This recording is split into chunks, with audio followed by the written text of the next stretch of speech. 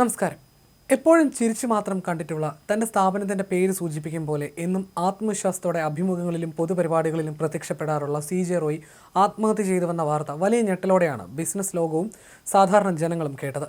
CJ റോയിയുടെ മരണത്തിന് ഉത്തരവാദി ആദായനികുതി വകുപ്പ് ഉദ്യോഗസ്ഥരാണെന്ന ആരോപണമായിട്ടാണ് ഇപ്പോൾ കോൺഫിഡൻറ്റ് ഗ്രൂപ്പ് രംഗത്ത് വന്നിരിക്കുന്നത്. ലീഗൽ അഡ്വൈസർ പ്രകാശാണ് ആദായനികുതി ഉദ്യോഗസ്ഥർക്കെതിരെ രംഗത്തെത്തിയിരിക്കുന്നത്. കേരളത്തിൽ നിന്നുള്ള IT ഉദ്യോഗസ്ഥരാണ് പരിശോധന നടത്തിയതെന്നും ഇവർ നിരന്തരം സമ്മർദ്ദം ചെലുത്തിയിരുന്നതായും പ്രകാശ് പറയുന്നു. ബംഗളൂരു അശോക് നഗറിലെ കോൺഫിഡൻറ്റ് പെൻറ്റഗൺ എന്ന കോർപ്പറേറ്റ് ഓഫീസിൽ ഇൻകം ടാക്സ് ഉദ്യോഗസ്ഥർ പരിശോധന നടത്തവെയാണ് CJ റോയ് ആത്മഹത്യ ചെയ്തത്. സംസ്കാരം നാളെ ബംഗളൂരുവിൽ നടക്കും. ഉച്ചയോടെയാണ് CJ റോയ് ഓഫീസിലെത്തിയത്. 1 മണിക്കൂറിലധികം ആദായനികുതി വകുപ്പ് ഉദ്യോഗസ്ഥർ റോയിയെ ചോദ്യം ചെയ്തിരുന്നു. ഉദ്യോഗസ്ഥർ കൂടുതൽ രേഖകൾ ആവശ്യപ്പെട്ടു. രേഖകളടക്കാൻ ക്യാബിനിൽ കയറിയ ശേഷം സ്വയം നെഞ്ചിൽ വെടിവെക്കുകയായിരുന്നു അദ്ദേഹം. സ്ലോവക് റിപ്പബ്ലിക്കിൻ്റെ ഹോണററി കോൺസുലർ ജനറലാണ് CJ റോയ്. കോൺസുലിൻ്റെ ഓഫീസ് പ്രവർത്തിക്കുന്നതും ഇതേ കെട്ടിടത്തിലാണ്. ഈ ഓഫീസിനകത്തേക്ക് കയറിയാണ് റോയ് വെടിവെച്ചതെന്നും റിപ്പോർട്ടുണ്ട്. ശബ്ദം കേട്ട് ഉദ്യോഗസ്ഥരെത്തുന്ന സമയത്ത് രക്തത്തിൽ കുളിച്ച നിലയിലായിരുന്നു റോയ്. പോലീസ് എത്തിയാണ് മൃതദേഹം HSR ലേഔട്ടിലുള്ള നാരായണ ആശുപത്രിയിലേക്ക് മാറ്റിയതെന്നും വിവരങ്ങളുണ്ട്. വെള്ളിയാഴ്ച രാവിലെ 10 മണിക്ക് ശേഷമാണ് കൊച്ചിയിൽ നിന്നുള്ള ഉദ്യോഗസ്ഥർ കോർപ്പറേറ്റ് ഓഫീസിലെത്തിയത്. നികുതി വെട്ടിപ്പുമായി ബന്ധപ്പെട്ടായിരുന്നു പരിശോധന. ഉച്ചയ്ക്ക് ശേഷം ഉദ്യോഗസ്ഥർ അദ്ദേഹത്തെ സെൻട്രൽ ബംഗളൂരുവിലെ റിച്ച്മണ്ട് സർക്കിളിന് സമീപമുള്ള കോർപ്പറേറ്റ് ഓഫീസിലേക്ക് വിളിച്ചു വരുത്തുകയായിരുന്നു. തുടർന്നാണ് 1 മണിക്കൂറോളം ചോദ്യം ചെയ്തത്. ഇതിന് പിന്നാലെയാണ് അദ്ദേഹത്തിനോട് രേഖകൾ ആവശ്യപ്പെട്ടത്.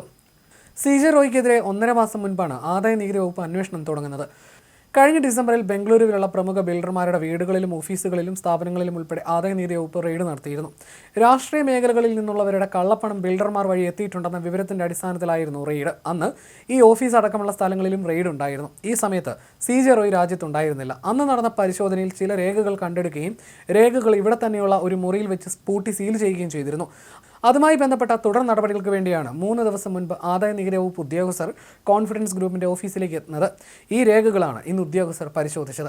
കേരളത്തിൽ നിന്നുള്ള ഉദ്യോഗസ്ഥർക്ക് ബംഗളൂരുവിൽ പരിശോധന നടത്താൻ അധികാരമില്ലെന്ന് ചൂണ്ടിക്കാട്ടി CJ റോയ് കർണാടക ഹൈക്കോടതിയെ സമീപിച്ചിരുന്നു. തുടർന്ന് പരിശോധനകൾക്ക് കോടതി സ്റ്റേ അനുവദിച്ചിരുന്നു. എന്നാൽ കഴിഞ്ഞ ദിവസം കോടതി സ്റ്റേ പിൻവലിച്ചിരുന്നു. ഇതിനുശേഷമാണ് വീണ്ടും പരിശോധനകൾ ആരംഭിച്ചത്. തർക്കമോ സമ്മർദ്ദമോ ഉണ്ടായിട്ടില്ല എന്നും ഇടപെട്ടത് സൗഹാർദ്ദപരമായിട്ടാണെന്നുമാണ് ആദായനികുതി വകുപ്പ് ഉദ്യോഗസ്ഥരുടെ വിശദീകരണം. റോയ്ക്ക് അറസ്റ്റ് ഭീഷണി ഉണ്ടായെന്ന് ജീവനക്കാരുടെ മൊഴിയുണ്ട്. റോയ് അറസ്റ്റിനെ ഭയന്നിരുന്നതായും ജീവനക്കാർ പോലീസിനോട് പറഞ്ഞു. സംഭവത്തിന് ശേഷം 2 വാഹനങ്ങളിലായി ആദായനികുതി വകുപ്പ് ഉദ്യോഗസ്ഥർ ഓഫീസിൽ നിന്ന് മടങ്ങുകയും ചെയ്തു. റോയ് ആത്മഹത്യ ചെയ്യുന്ന സമയത്തും റെയ്ഡുകൾ പുരോഗമിക്കുന്നുണ്ടായിരുന്നുവെന്നും ചില വിവരങ്ങളുണ്ട്. വെടിവെച്ച തോക്ക് പോലീസ് കസ്റ്റഡിയിലെടുത്തിട്ടുണ്ട്. ഓഫീസിലെ CCTV ദൃശ്യങ്ങളും പരിശോധിക്കുകയാണ്. അതേസമയം IT ഉദ്യോഗസ്ഥർ സംഭവത്തെക്കുറിച്ച് ഔദ്യോഗികമായി പ്രതികരിച്ചിട്ടില്ല. തൃശൂർ സ്വദേശിയായ CJ റോയ്ക്ക് കേരളത്തിൽ ഉൾപ്പെടെ നിരവധി സംരംഭങ്ങളുണ്ട്. കോൺഫിഡൻറ്റ് ഗ്രൂപ്പിന് 160-ലേറെ പ്രോജക്റ്റുകൾ ബംഗളൂരുവിൽ മാത്രമുണ്ട്. ഗൾഫ് മേഖലയിലും നിക്ഷേപങ്ങളുണ്ട്. റോയിയുടെ മരണം വലിയൊരു നഷ്ടമാണെങ്കിലും അദ്ദേഹത്തിൻ്റെ കുടുംബം നേരത്തെ തന്നെ ഗ്രൂപ്പിൻ്റെ വിവിധ പ്രവർത്തനങ്ങളിൽ സജീവമായിരുന്നുവെന്നതും ആശ്വാസമാണ്. CJ റോയിയുടെ മകൻ രോഹിത് റോയും മകൾ റിയ റോയും കുടുംബ ബിസിനസ്സുകളിൽ നിർണായക സ്ഥാനങ്ങൾ വഹിക്കുന്നുണ്ട്.